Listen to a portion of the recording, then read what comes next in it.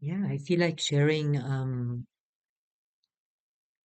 about working as a facilitator and reflecting on yourself. Why do you want to support or help others? Or why do you want to work as a healer or as a facilitator? Why do you want to be in the role of being in service? And especially when you are maybe facilitating a group, where you can feel and you can sense, that a participant or some of the participants are not there yet, from the outside, based on your experience. Sometimes you can see where someone is going through, what is moving, and you can see if someone is fully in it and fully in the process and fully in the energies where it's moving. And sometimes you can see that there's just a little bit is missing, and that the person is fully in. But to the same time, you know, um, sometimes it just needs a little bit time and it just needs a little bit space, and the person, maybe needs to process or feel or go into something or going through some resistance, and then the energy will flow again. And why I started this video with reflecting why you are doing this job is because sometimes in these moments, this reflects in your attitude or in your approach. Um, do you take on the responsibilities that it's to you if someone learned something or healed something? Do you think you need to help everyone?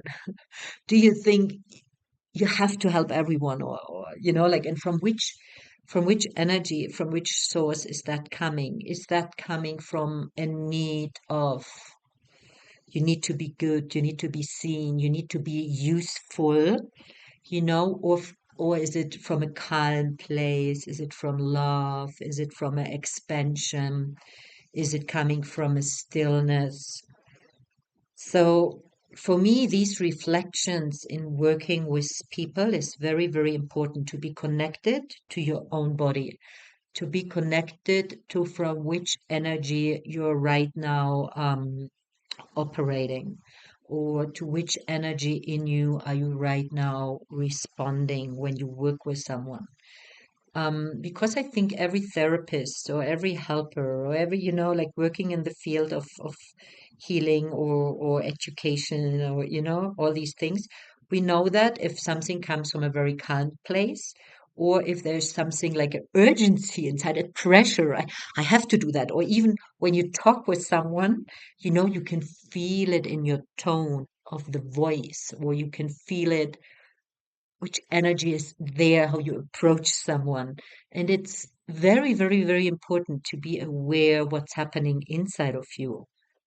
Um, because we all develop our own style, right? And our own way. And in some moments, I experienced it has a lot of value if there came something poof, poof, poof, poof, from myself, and really approaching a certain thing, and really wanting that someone gets it, This could be in many moments, it was very beneficial. It could be very, very beneficial and very, very important that I had like perseverance is, I think, the English word. I hope so.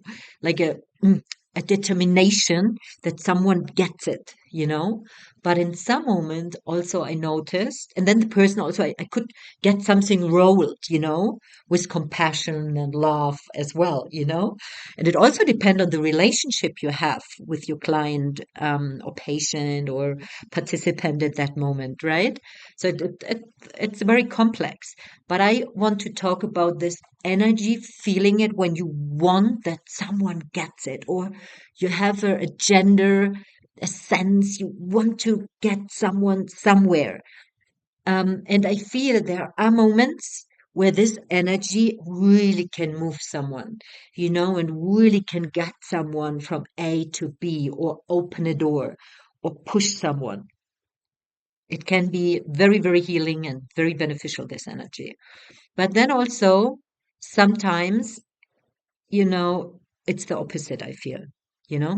Sometimes it can be very interruptive and toxic and not being present with someone if we have an agenda, if we have the sense, I want to move this person, I want to move that and that in this person, to get him or her into the flow, into the place where I see it's important for this person to be.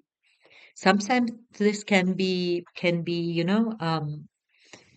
not helpful at all, opposite, because the person is not yet there yet, and certain things the person needs to explore by him or herself to get to that place. Or there are some other life circumstances, universal flow, or if you're in a dieta, especially when the intelligence of the plant is involved to move something in its own pace, in its own rhythm through this person, and you just need to observe that and being aware about that and not doing anything as facilitator or coach or mentor, and to distinguish in which moment you go in and in which moment not.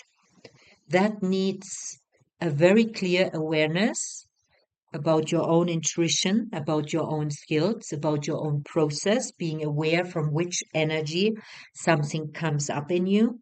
And of course, if it's an individual online session or if it's during a dieta, which is the most delicate space to interfere with someone or to coach or mentor someone, very delicate because the plants are the main teachers. um, that's a big, big, big learning, how to listen to your own intuition, how to distinguish your own intuition and your own impulse, a gender, a plan of you, but that's something what would impose something on another person. You know what I mean? Um, so the question, why do you do that work, is very important in that, because sometimes we identify a own need or something what is not clear in self as working as a healer or facilitator or mentor, etc., because I have the need to accomplish something with the other person instead of facilitating, holding space, and guiding, connected to a higher wisdom. And my approach or my intention is always being connected with presence, always being connected to the plant energies, you know, and to higher guidance. I'm not saying I'm always doing that. Obviously, I'm also just Uta, and sometimes, other energies from me, like I want this person there or there, can come through. And with the years, I see learning and feeling in which moments, how do I deal with that, and it depends, of course, if I have a coaching online session with what is the topic, what is the relationship in an online session, most of the time a very different way than if I have someone in a delicate dieta, where the plants are involved, where we are really in the plant medicine field. But all the time, it's very important to be aware about your own body and about the energy which comes up. How and why do you want to help someone, and what is involved? So I hope what I share makes sense.